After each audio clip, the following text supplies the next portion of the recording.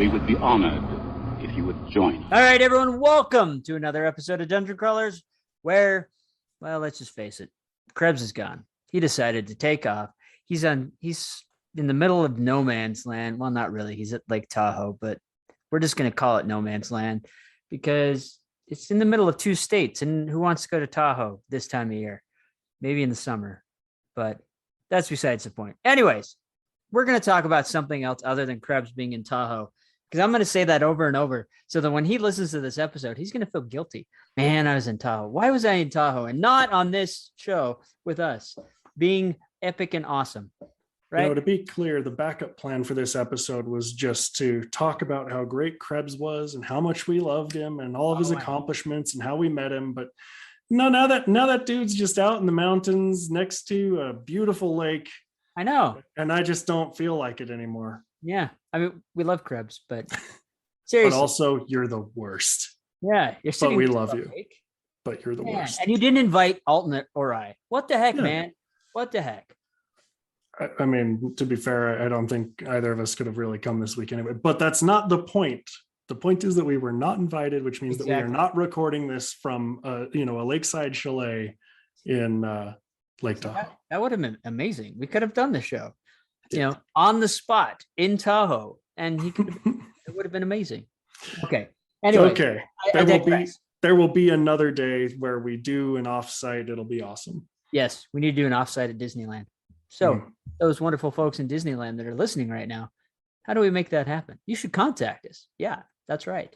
Anyways, I digress. Let's get to the show. So we've been batting around some ideas, and the idea of tonight's show, and we're going to be talking about, is next edition games, not addiction, next edition games. I know it almost sounded like that, but yes, tabletop RPGs are maybe an addiction of mine. I may have more than a few books, and I may have some friends that have said, hey, I'm not going to move you anymore because of the number of books I have.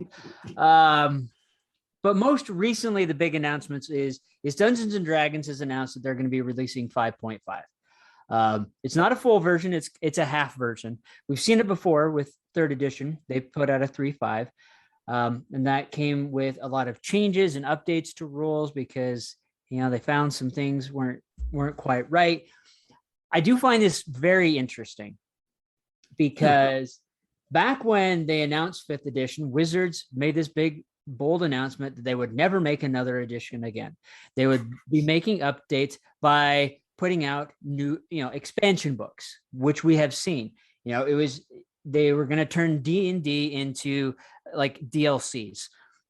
Here's the main game, and if you want any extra content, here's a DLC that you can pick and choose. You don't need them, but if you want this as part of your game, you got to go out and buy that DLC or that book. Now they're coming out with 5.5. Not quite a new system, so they're still kind of quote unquote keeping to that. But we eventually know what's going to happen. This is going to run its course for, let's say, another 2, 3, maybe 5 years. And we're going to see a sixth edition. I mean, it's just inevitable. I don't know that I entirely agree with that, though I do agree with the sardonicism and a little bit of mistrust towards Hasbro not being willing to line their pockets once they decide there's enough text on the page already. Yeah. But that's its own separate conversation that we'll get to when we get to. But, the reality is that fifth edition in its current incarnation has actually had really long legs for an RPG. It's been doing really well. It's hung around for a long time. It's been extremely stable. The community's really loving it.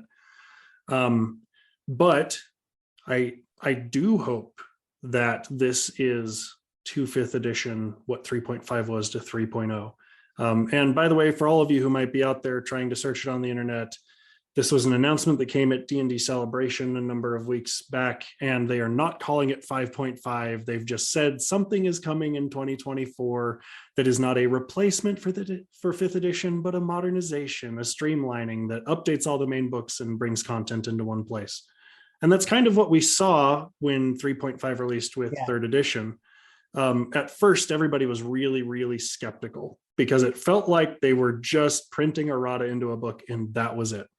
And I will say for maybe 85 to 90% of the content that exists in the core rulebook, the DMG, and the monster manual for 3.0 versus 3.5. It's the same, but the same or just updated wording, slight errata, things like that.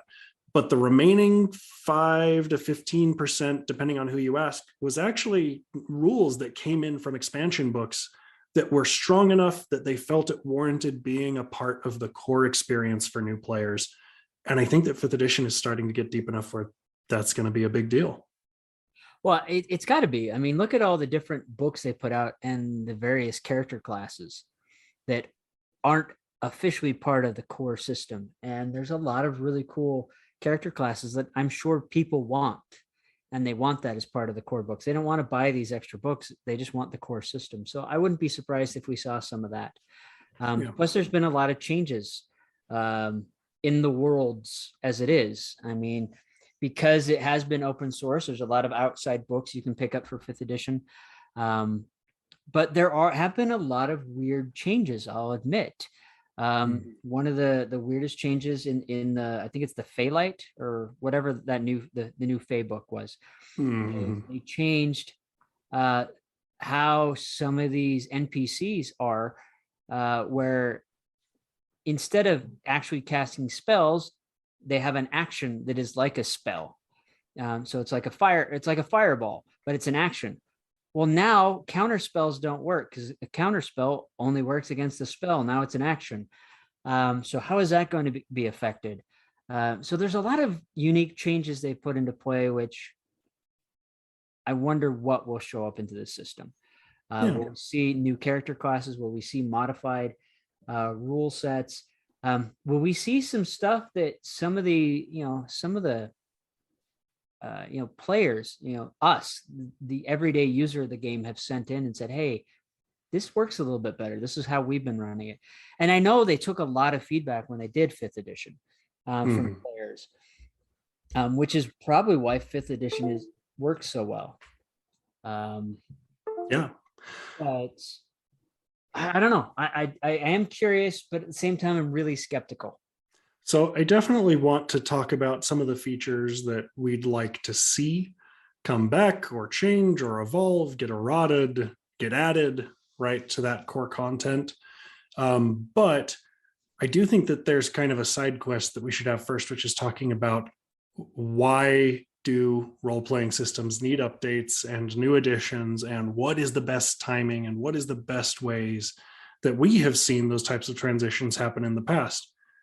A great example of an unnecessary transition, which is also one of the reasons that 5.5 or whatever we end up calling it has a lot of expectations, is that the transition from 3.5 to 4.0 in D&D was really, really rocky, kind of a little awkwardly timed, really rushed, done without a lot of input from players. And the players from which they did receive input, it changed the face of what D&D was in a really big way. Some things for the better, but many things taking it far away from the core of it. It's the only reason that Pathfinder exists, which is a really weird thing that was such a divisive thing that it actively and actually spawned an entirely new franchise that gave D&D a run for its money, and honestly still does pretty well. The creators of Pathfinder, most of them, actually were members of Wizards staff who had worked on 3.0 and 3.5, and Wizards held a meeting saying, we want to launch this new edition. And the rumor is that many of the designers were pretty split on whether it should be done and whether it was time to do it, if nothing else. And supposedly there was basically a big meeting where they took a vote and the room was split fairly cleanly, and management said, we're going with 4th edition. So a whole bunch of those designers got together, started working with each other and with a number of members of the community who'd already been producing things like terrain and battle maps and things like that, and spawned Pathfinder, colloquially known as 3.75. And so there's high expectations on whatever this reincarnation of 5th edition is, but there's also some tenuousness within the community of, is it the right time? Is it the right thing? Dan, you've been around for a long time. I mean, you're freaking ancient by this point. You've seen a million books and a million editions come and go. You were probably there when Gygax first rolled a rock, No, so I'm not that old, but I've been D&D for over 30 years. So talk about some of the transitions that you have seen in the RPGs that you've played, and what worked well and what didn't. What stands out in your memory? Well, I first started playing in second edition, AD&D. Mm-hmm. I love that system. I know a lot of people don't, because you had to do math. It was, you're going down to zero, and you had minus numbers, and people just, they hated it. Have you ever asked Tracy about THAC0? I have not, but I love THAC0. Man, okay. I loved the THAC0, and it was so cool to say, and to hit armor class 0. That's so, spoiler for the audience: we're lining up an upcoming interview with Tracy about his Kickstarter that's going on right now. That'll be next week. Week. I do want to make sure to save that question for you specifically to ask Dan of, are you bringing back THAC0 or an alternative to THAC0? Let's just see what comes out of his mouth. All right, we will do so. But, and then third edition came along. I was really like, I don't know. Because most of my life up to that point, I had played second edition, because that was the only version that was available. Moving to from second edition to third edition, my players loved it. I wasn't as sold on it as I wanted to be, but I eventually moved to it and stayed there. Then 3.5 came out. All right, updated some rules. I was good. Fourth edition, I hated. The change to fourth edition, it was just not for me. What was it that made that such a painful transition to you? I just didn't like the game mechanics. I didn't like how the game ran. There was so much that I felt was removed from the game in their attempt to streamline it and entice, like World of Warcraft or EverQuest players, the people that were playing those MMORPGs. For them, it probably was a very easy transition for them. But for me to go from something where I could build a character and know all about it, and have the fun of building this wonderful character that I could role play with, that I could really have fun with in a storytelling environment. Fourth edition felt like it was number crunching. I'm running into a cave. I'm bashing everything with a stick. I'm coming out. Hooray, I won. I'm on to the next thing. It never felt like it was an environment to role play and enjoy the story and enjoy the environment. I think I can agree with that. Fourth edition had a lot more play around miniatures and battle tactics and focusing on those types of combat encounters. And I think you hit on a very important point there, which is probably one of the hallmarks of when it might be time to consider a new edition, for good or for ill, right? Wizards wanted to reach two audiences that they had kind of neglected in third edition. The first being traditional tabletop war gamers, because that's kind of what first edition was. And second edition, while it definitely moved way farther into role playing, still had a little bit of number crunchiness to it, like you were mentioning with THAC0 and others. But third and 3.5 really was much more designed around building and leveling characters. Fourth edition, they tried to recapture some of that tabletop strategy audience. The other audience that you mentioned that they were looking for was MMORPGs, which up until that point hadn't really existed in the mainstream. And so seeing a new audience and a new opportunity to bring people into the fold, they may have just swung the pendulum a little too far mechanically away from their core audience. Generally, does that kind of jive with how you were feeling at that time? Yeah, no, that's exactly. So then what was the thing that was the change between that and fifth edition that makes fifth edition palatable to you? So going from fourth to fifth, me and a couple other guys that were on the show got to participate in a lot of the beta testing. We were at Gen Con, we played it there. We talked to the people at Wizards and we got to participate in that. So we had So I had, me and the other guys that were on the show had a voice, I felt like, and so did many other players. And I really think they made the right decision by going to the people that play. Okay, they realized and even talking to some of them, realized fourth edition wasn't a good choice. And so they came to the players to find out what would work best. They're still a business, they still design their mechanics. But I felt like their key job and the key thing they were focusing on was bringing storytelling back, bringing back the fun, and bringing back role playing instead of it being, a stick basher. We're going in, we're stomping on everything and coming back out. It became less of a board game and more of a role playing game, really. Yes, it still has its quirks. Yes, it still has some issues, but every system out there does. And so I feel like they brought back some of the fun components from second edition, some of the fun components from third edition, and some of the things I will admit there were some things that did work in fourth. It wasn't enough for me. So I feel like they went back and looked at those things and brought those things together and brought it into fifth edition to make a good game. Yeah. I mean, and right there, I think you've identified kind of the second critical sign that it might be time for a new edition of your game, which is if your audience reaction has been very negative and consistently negative and has remained negative, even with enough time for people to actually try the system, any time that an enfranchised audience tries something new, there's going to be a negative reaction up front. There just is. Change is hard. It's scary. It's weird. And just like trying a new brand of ice cream, it tastes a little weird in your mouth the first time you have it, right? Yeah. But if your system's changes are worthwhile over time, those will go away and they'll be replaced by an appreciation for what is. Even though there will always be people who love older editions, absolutely, and things that you can only get by playing second edition or third edition or 3.5.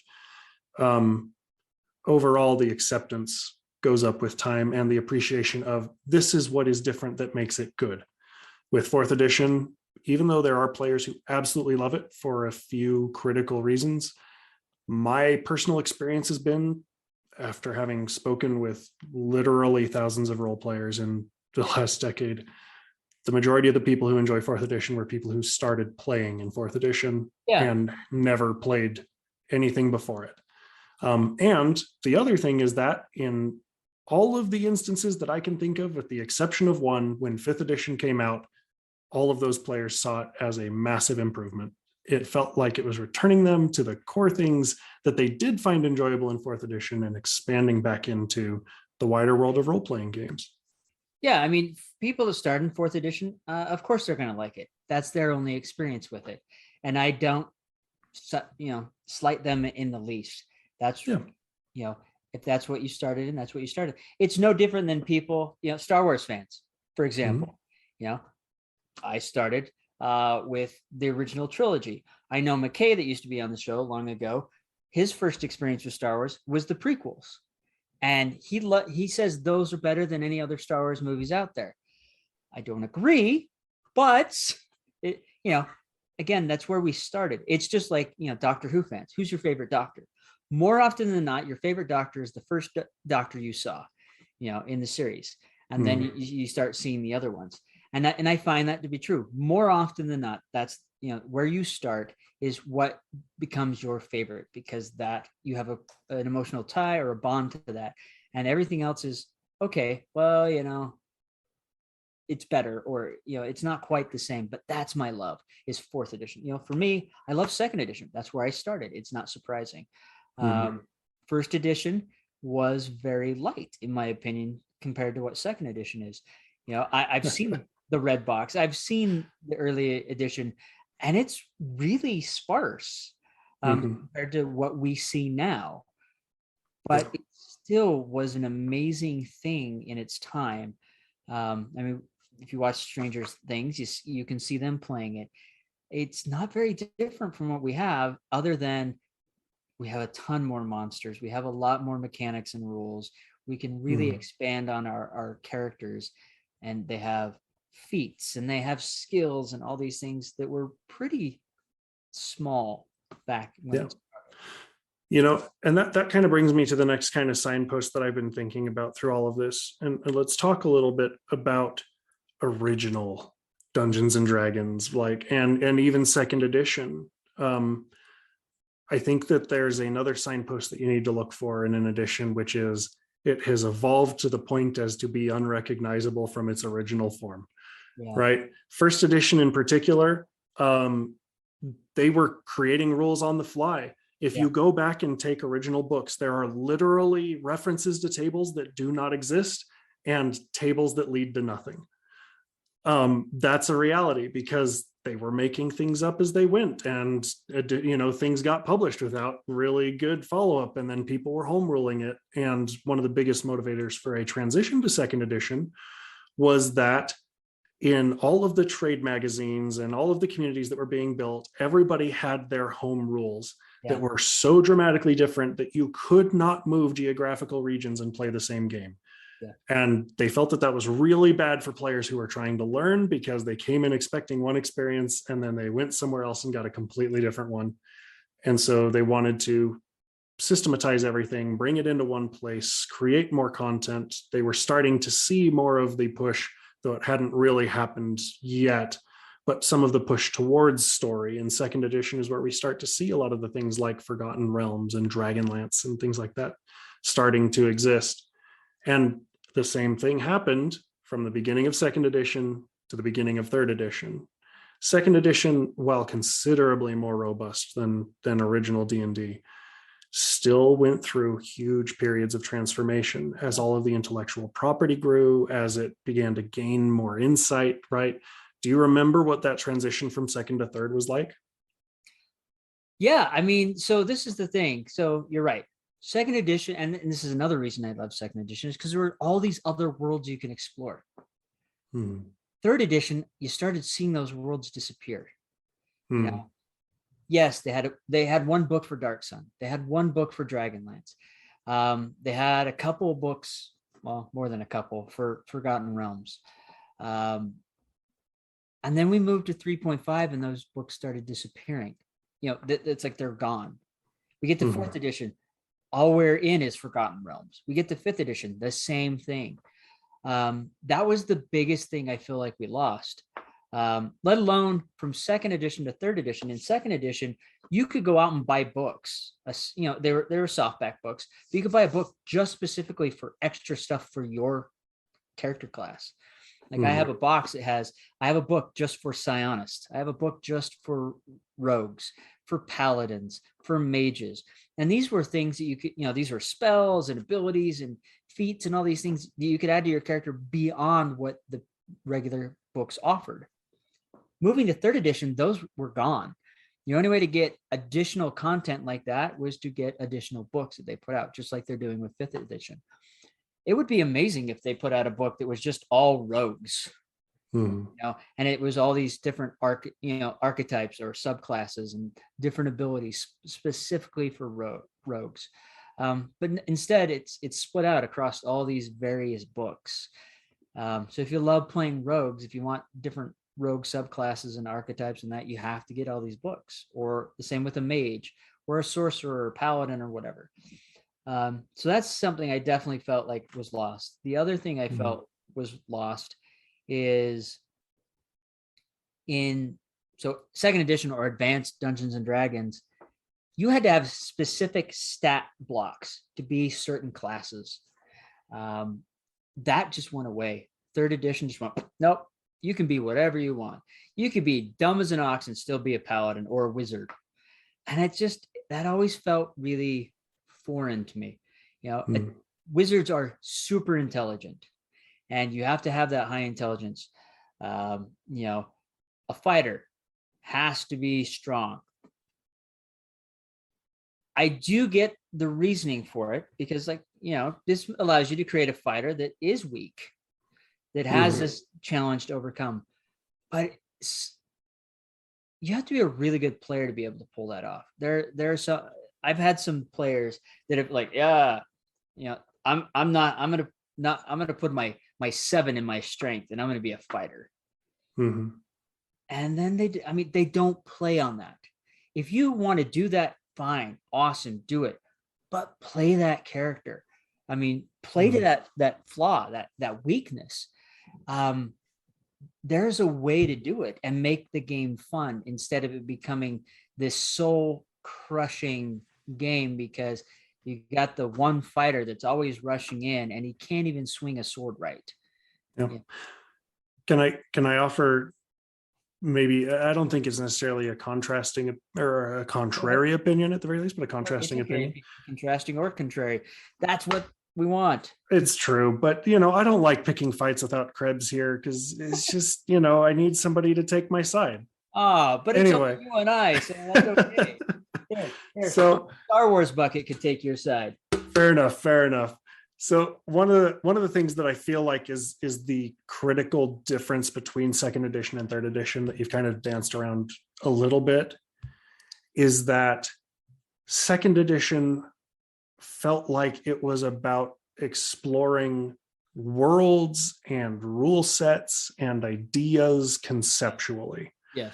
Third edition felt like it was all about the classes and the characters. Even though at the beginning that standardization watered down a lot of classes, by the time that 3.5 came out, the amount of content that had been created with specialized feats and equipment and spells even and ancestries and all kinds of things was huge. And by the end of 3.5, it was even bigger. I have a Psionicist book from I think it's third. It might have been 3.5. I believe it's third. I have it too. I love Psion, and that's the.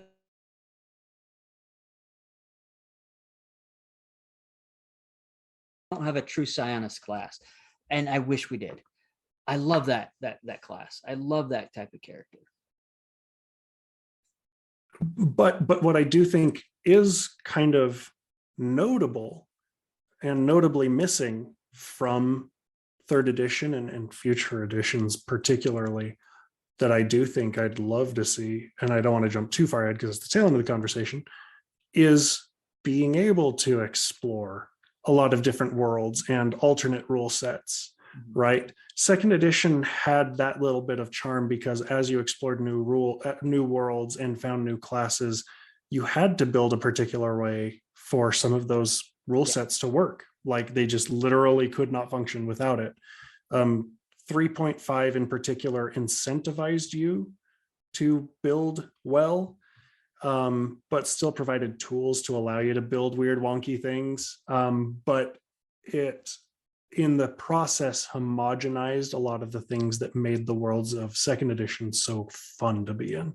Well, so and the other thing is like second edition, you could be level 20 and still get your butt kicked. Mm-hmm.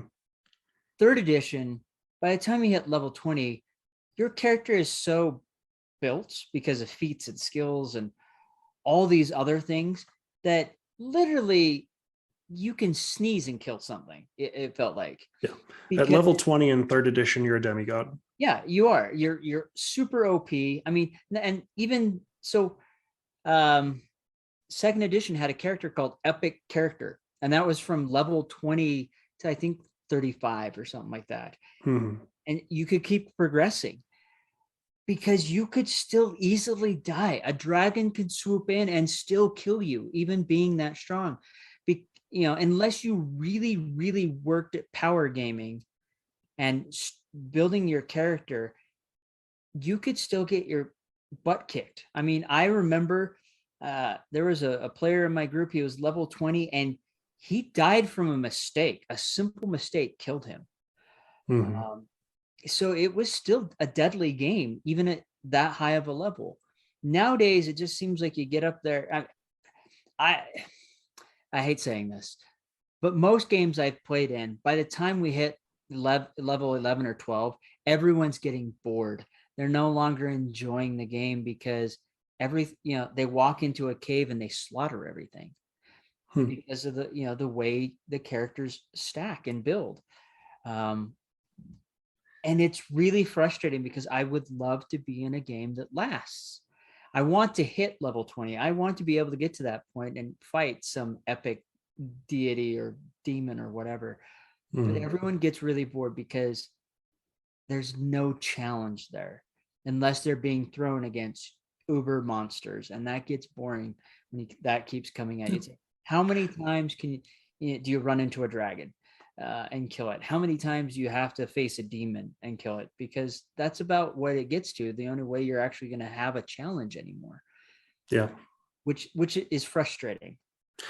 I totally agree. And I think that brings me to the final signpost that I want to point out as part of this conversation, which is you might be in need of a new edition or a recodification if you have painted yourself into a corner mechanically. Yeah. Which I do believe was the tolling of 3.5 because of exactly what you were describing. There was now so much content that was so character and power focused that higher levels became extremely difficult for a normal GM to run and for a normal player to enjoy.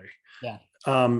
It really took some specialized tables, and that's my experience as well. I don't think that I'm a savant when it comes to the mechanics of D&D or anything like that, but I'm a pretty reasonable GM. I think I do a good job. And I've played in groups with GMs that they only GM high-level campaigns because it's the only thing that is challenging enough for them as an individual to run and still keep interesting.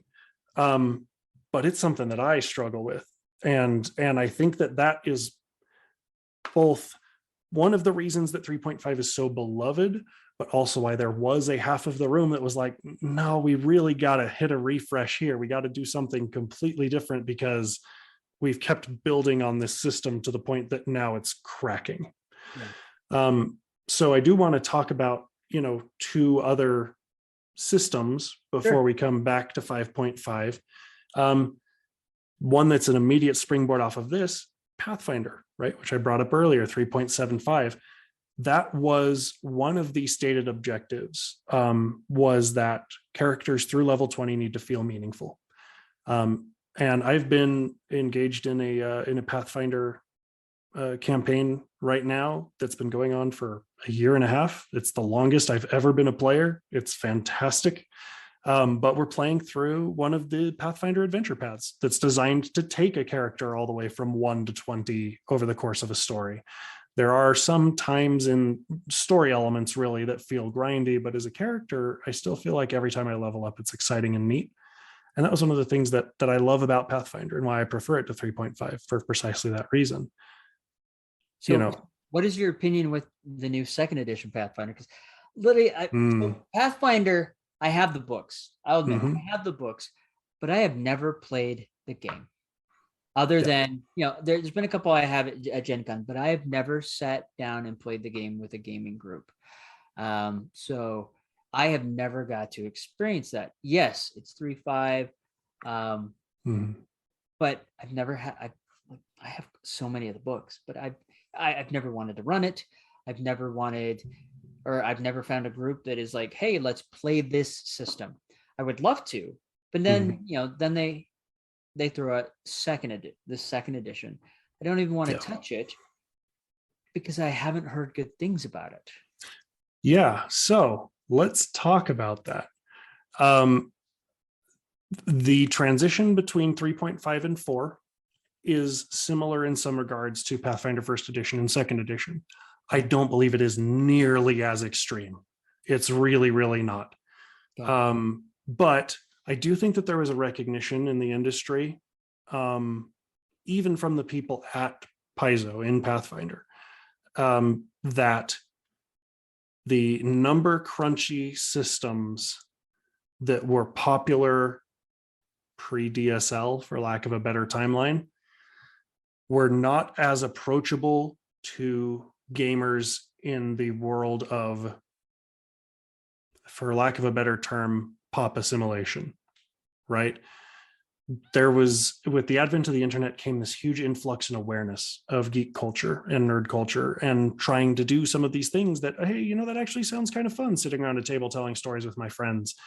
But one of the things that allowed 3.5 to be so excellent and Pathfinder to be so excellent was that the culture of the time made it so that the only way that you were learning those kinds of games was at a table with other players, usually one or two of whom were experienced enough to be able to teach you the mechanics of the game, which created in its own way a lot of shortcuts to learning the parlance and figuring out how to navigate the books and things like that. In the age of the internet, where anybody can pull anything up on their phone and navigate through, the way that people learned games began to change. And there were more instances of random groups of 5 people just wanting to get together and learn how to play a role-playing game. And things like the Pathfinder beginner box, or even the Dungeons and Dragons beginner box, or the Essentials kit, which I consider to be far superior to the beginner box, but still not all the way there. They provide a simplified experience that doesn't actually take you 100% of the way to playing the full game, which is a big, big problem. And so with that, they were recognizing a number of the biggest problems that new players were running into and wanted to try to fix those. But I do think that they also fell into the trap that 4th edition did of, let's do something completely different. There are a number of things about 2nd edition that I love. And I also, full disclaimer, I have not actually played 2nd edition in a couple of years. I did a lot of the initial testing for it and was there for the release. But after trying to play it a little bit, I just found myself going back and playing 1st edition Pathfinder again. But there are a couple of mechanics that I had already started implementing in one way or another as a professional GM that made its way into Pathfinder 2nd edition. Most notably, one of the biggest things that I am absolutely amazed that I haven't seen widely adopted elsewhere is action economy. The idea that, you have 3 action points on your turn and you can use those however you want. But some things take more action points than others. If you're casting your big bad ultimate spell, it's probably going to take 3 action points because it represents the amount of time and effort and energy that it's going to take for you to do that spell, right? But if you want to run 3 times or walk 3 times, you can do it, right? If you want to walk once and swing your weapon twice, as long as your weapon attack only takes 1 action point, you can do it, which as a brand new player, that's substantially easier to understand, but it's also easier for a GM to explain what to do than, well, you have a standard action, but you also have a move action. Oh, don't forget your bonus actions. Oh, and there are sometimes reactions, and you can hold your action, which means that you can do some things, but not other things. It just gets a little bit weird. But the action economy in Pathfinder is elegant and clean and straightforward, and I love it. There are a number of other smaller mechanics that I do think shine through, but not enough to lift the entire system. And in an effort to try to break away from the SRD, I think that they fell into the same trap as 4th edition. And so for a lot of enfranchised players, it didn't really feel like home. And for a lot of new players, it was still too crunchy, but 5th edition was there and it was really accessible and easy to understand. So a lot of players went back to 5th edition. And that's kind of the divide that fell down. I do think that there is hope for Pathfinder still. And I do think that eventually a 3rd edition is going to come. And I think it's going to find a happy medium. I could see the pendulum swinging back. But I do agree that initial assessment is there. There is another system, though, that I do want to bring up that, funnily enough, is also receiving an update, which is Fantasy Flight's Star Wars role-playing game. Star Wars TTRPGs have been coming out since the 80s, including Wizards of the Coast did a D20 based system for a while that was reasonably well received. It was interesting, but really the best received Star Wars TTRPG to date was Fantasy Flight's Edge of the Empire that came out in 2012. I don't know. It is neat. The West End Games D6 system. It's pretty awesome.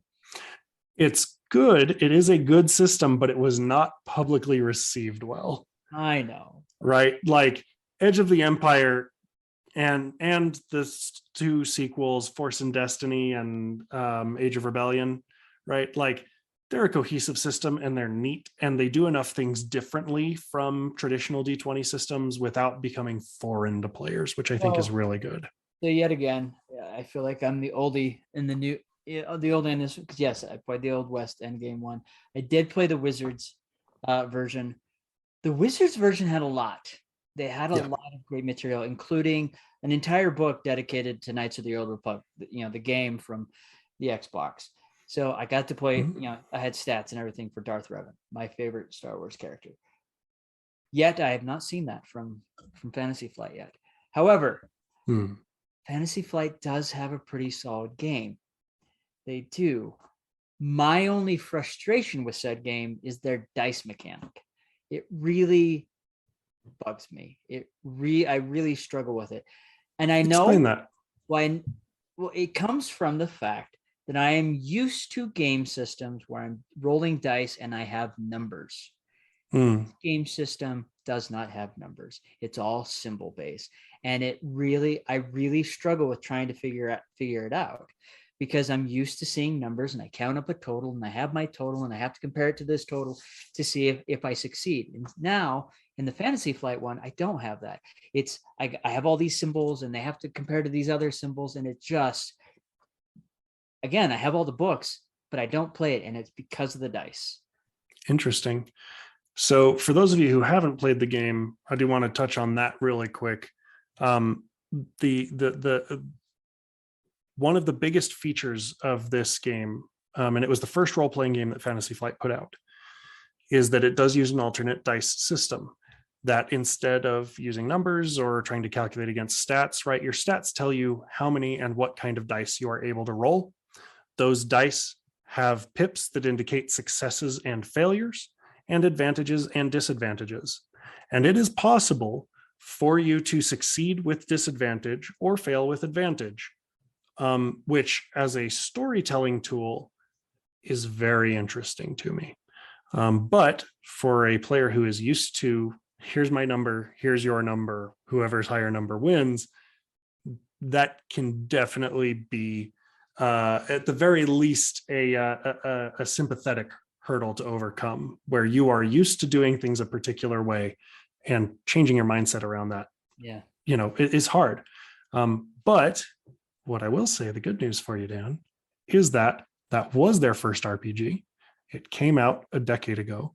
And just a week or two ago here, it was announced that they are in fact releasing a brand new role-playing game, tabletop role-playing game. It's officially licensed from Disney, cleared through their Edge studio, which has produced Genesis, a fantastic game. On Free RPG Day a couple of weeks ago, we got to preview the Twilight Imperium role-playing game that's utilizing the Genesis system. That has been fantastic. It's got me really excited for a few reasons. The first is that I'm looking forward to updating with a whole bunch of current content, seeing what's going forward. As you mentioned before the show, Disney's putting emphasis on the High Republic, and I'd love to see some of that come back, because when Disney took over the Star Wars license after the role-playing game had come out, it stopped production on new content, which sucked. But the other thing that I'm really excited about here is that if it does use the Genesis system, that opens up a lot of possibilities for us as storytellers and character designers. Because if it all works under the same general system, even if it isn't translating one-to-one, that does mean that there's an analogous mechanic somewhere for building any kind of character that we want to build. Which means that maybe there's something that exists in the Twilight Imperium role-playing game that doesn't exist yet in the Star Wars game. We can port that over and it translates fairly cleanly. It also makes it so that if I'm with a group of players who loves jumping between many types of stories and franchises, instead of always being stuck in fantasy or always being stuck in sci-fi, we've got options. Because if we all understand the system and what's going on, I honestly think that's one of the things that made the Star Wars role-playing game from Wizards shine, was that it used a D20 system, which meant it was easy for players to jump back and forth between different genres. Well, and what are your thoughts? Well, I mean, so I have hopes. I do have hopes. I love Star Wars. I don't know much about the Genesis system. So does it use the standard role-playing dice? That's question one. No. Okay. So that drives me nuts. And this is why, because with, the Star Wars game, if I forgot my dice, I can just, right now with the current Star Wars system as it is, you have to have those special dice. If I show up to a game, I can't just pick up a D20 and a D10 of, that someone has a whole bucket of and play. I have to have only those dice. That drives me nuts. Because, and maybe if I played it more, I would get used to the symbols and really get into it. But that's what really frustrates me, is because most game systems out there, they're dice. They have numbers, you go. And if you forget, let's say that the old West End game, if you forgot your dice, you could go grab a handful of someone else's D6s and still play. With the new Fantasy Flight system, the way I have it, you can't do that. If you don't have those special dice, you just can't roll. But we'll see. I mean, yes, I'm a little stuck in my way, but maybe if I have the opportunity to play it more than I have with the other Star Wars, and that's the other thing is they quit producing content, so it's just like no one else was really playing. Yeah. Maybe I would have had more opportunities to play and like, okay, maybe I could, this isn't so bad. But that is the problem I see with a lot of these games that do end up having specialty dice, is the second they quit producing stuff, people go back to something else that uses normal dice. So there are two things that'll help you on that front, which is that the Genesis dice have been in production for a long time. There's a lot of copies out in the wild, and they've also tried to utilize versions of those Genesis dice for other games. So most notably, if you play X-Wing, if you play Armada, those utilize some of the Genesis dice, which makes it very easy, especially to build low-level characters, because you have what you need there. But the other thing is that they've done something very smart, which is knowing that players are going to have to get used to the system and are going to want to decide whether or not they want to buy actual, real, honest to goodness dice or not. They have a digital dice roller that's available, ready to go at all times. All right, I'm looking at the Genesis dice. I already hate them. It's this almost the same as the dice with the system, Yes. the Star Wars. So yeah, they have said that there will be stylized dice for different systems coming out. The generic Genesis role-playing dice are designed to be that generic because they don't know which worlds you're going to be playing in a given day. Yeah. But there are dice manufacturers in the world who might consider making really cool dice for favorite games and factions and things like that.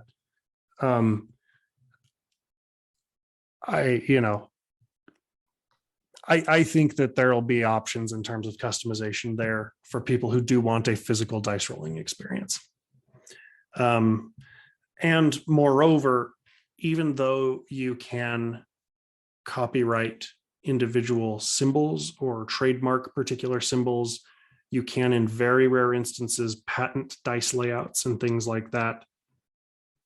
I don't know that exists for this, which means that if you want to 3D print your own versions, as far as I know, and this is not me making any type of legal claim on the behalf of DCR or its constituents or anything else, I think you got some options out there. At least I've seen a lot of them on Thingiverse and things like that. So that feels pretty nice. But the bigger thing is that the advantage to the Genesis system, which they started as Edge of the Empire and has since evolved to something much bigger, is that it is a narrative role-playing system in which you are not explicitly focused on specific combat outcomes and tracking hit points and doing a lot of the heavy lifting that is annoying to new players. It's more about telling the story collaboratively. There are moments in which the players are openly invited to describe, say what happens, add to the story in a meaningful way because of those advantages and disadvantages, and moments in which you're able to create narrative tension and growth based on those things. And that excites me. But I'm also excited just to get more Star Wars content, plainly, to see what they can do now with a decade of experience from where Edge of the Empire was, which was already a really great system. And that would be nice to see, but again, you're rolling a set of dice, and you have a sun symbol for success, an X for failure, an arrow for advantage, some weird circle with markings for a threat. You have a circle with an X threat for despair, and then a circle with a sunburst for triumph. And it's like, okay, so what does all that mean? What do all those things mean? Yes, success and failure, that's pretty simple. If you have more of those, more successes than a failure. Yeah. But what happens when you have 2 successes, 2 failures, a threat, 1 advantage, 1 triumph, and 1 despair in your roll? What does that mean? So technically what you just described is impossible, but okay. All that happens is you count corresponding symbols and they cancel each other out. If there is more of one than the other, that determines what the result is. In the neutral, it's a wash, just like as if you rolled an 18 and I rolled an 18. It's the same thing. All right. Well, anyway, there it is. I'm learning something already. No, that's good. That's good. I'm learning something already with it, because like the couple times I played, I would pose that question, and my the GM would be like, I don't know, I guess we'll just figure it out when you do it. Yeah. The other thing was with Edge of the Empire, you have these fate tokens, right? That some number exists just because there's players, but you can also flip them back and forth, and both the GM and the players can spend them to manipulate events. Yeah. Right. Earn re-rolls or try to get something to go their way. Yeah. And I just love that. And that's one of the other things that can happen with dice. As Edge of the Empire matured, especially as they introduced Force and Destiny, there became a lot more ways for players to actually spend successes and failures, and utilize dice better, which is one of the things that has ported into Genesis, from what I understand. And that's part of what excites me too. That'll be good. I mean, there's several game systems I play where you get like chips, say 3, and you can use those at any time. And those you can use that to re-roll or to change a die roll, and just because you burn those, and there's a way to earn those back, and I like that mechanic. I definitely like that mechanic. I put that in when I played D&D, because I feel like that's a fair mechanic, because that could be, destiny, fate, whatever you want to call it, is intervening, and you only have so much. And then when you burn those off, you have to hope that you earn enough fate or whatever back to be able to do that. I like that mechanic. So if that mechanic's in there, that would be good. And again, I probably will have a different opinion if I was able to play with a decent GM and play the system more and get used to the way it works. Fine, you're pressing me up against a wall. I guess we'll finally play Edge of the Empire like we've been threatening for 4 years now. Yeah, I mean, it's just, that's part of the problem. I will admit that is part of the problem why I don't like the dice, is because I don't fully understand them, and I haven't had the opportunity to really play with them. Where the other dice, standard dice, I played with for the last 30 years. So of course, instead you just get to be confused about what page to turn to and what table and what does this keyword mean. But it's okay. I'm going to drop that. Those I'm pretty solid about, because I know where they're at and what they're looking. Well, you do now, but put yourself back into the shoes of a brand new player who just wants to show up and tell stories with their friends. I do remember young me playing for the first time, and I had the audacity as a first time player to want to play a wizard. That's the first character I ever played, was a wizard, and it was a nightmare. Like, because my DM's like, so what spells did you memorize? I'm like, I'm supposed to memorize spells? What? Yeah. And so doing that without the context of 30 years of role-playing experience to make it up if something goes wrong or you don't know a rule, or being able to navigate the politics at a brand new table of players of, hey, let's just figure out what we want to do in this situation. Those are learned skills. Yeah. No, Like, and so anyway, but that's not what we're here to debate. I also know that we're just about out of time. Yes. So what I would like to do is ask, and this may be a little bit hard to put you on the spot, but knowing that 5.5 is coming, what is the biggest thing that you would love to see collated into the core rulebook or 5.5? updated? Either collated in or updated to be more meaningful. Honestly, that would be super easy. Like I've already mentioned it. I would love a psionic class. I would love to see psionics brought back into the game. That is something that they ripped out of there, and it's just sort of in there. We have some subclasses with some psionic type abilities, but I want a full-on hardcore psionicist. I think that would be amazing. I mean, yeah, if you've read any of Bob Salvatore's books, there's a psionicist in there, Kimura Blodra, and he is amazing. The kinetic barrier ability that he has, where he can put it on someone and someone takes a beating, and then it gets to a point where you have to release the energy, or all of those attacks finally go towards you, and you touch someone, and all of those attacks, all that damage, hundreds of points of damage go right into that target in that second, and there's nothing to defend against it. That's just amazing, let alone all the other abilities. Being able to walk through walls, being able to speak to other people through their mind, read people's minds. I love that class. That would be something amazing I would love to see in 5.5. Neat. I'm going to cheat a little bit and do a concrete mechanic and a non-concrete mechanic. Fine. My non-concrete mechanic kind of alludes to something that we were talking about earlier, which is I want an officially sanctioned set of alternate rules. Specifically, the ones that I would love to see. I would love for alignments to have an alternate rule set that we can do in a better way. I would love to see ancestries receive official rule set support that work a little bit differently and help to differentiate what is biological versus cultural versus, distinct to my particular anatomy, things like that. That's less concrete. The concrete one that I think it's got to come, but I'm excited to see what it is. And if it isn't already being worked on, this is my official ask. I want to see more stuff done with advantage and disadvantage. I think that is one of the best mechanics to come out of 5th edition, even though it was something that a lot of players were already doing intuitively. Codifying it in a way that was meaningful and easy to communicate was great. I just want to see more opportunities to use advantage or purposefully gain disadvantage or purposefully lose advantage to do something. I think that'd be really neat to see. I agree. It's way too open. I would love to see it fine-tuned, and be able to see where, for example, if you're fighting a colossal dragon, in my opinion, you should always be at disadvantage. I don't care what magic spells or whatever. It's so huge.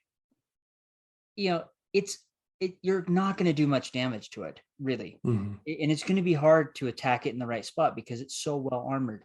And it should have advantage because it's so massive. It, just flicking its pinky finger, it's going to hit you because it's so big. I think they need some of those type of rules, especially with the larger the creature gets. And at the same time, I think there should be other opportunities for advantage and disadvantage that are a little bit more well-defined, especially when using skills or in certain situations.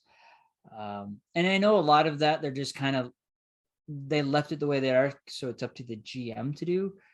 But I still think there are times where the player and the GM don't see eye to eye on that. They need a little bit more clarification. I can dig it. Yeah. Either way, I'm excited to see what happens. I'm super excited to see what comes out in 2024 with 5.5 or whatever they decide they want to call it. And I'm also excited to see what happens with this new Star Wars role-playing game, Dungeon Crawlers. If you have any role-playing games that you are looking forward to receiving a new edition, or who have recently, within the last 5 years, received a new edition that you think is worth reviewing and talking about, let us know.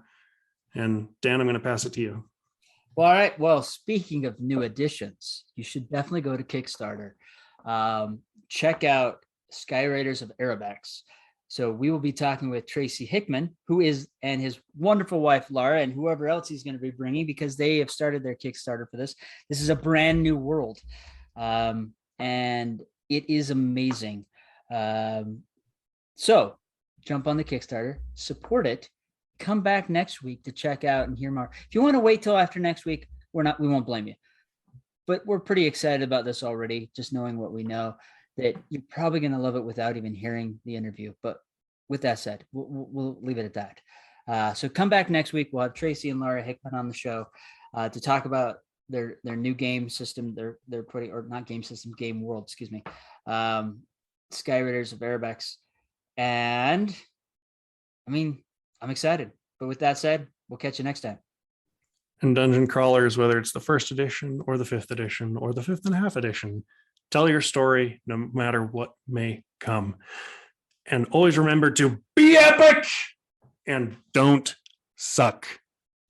Remember, the Force will be with you always.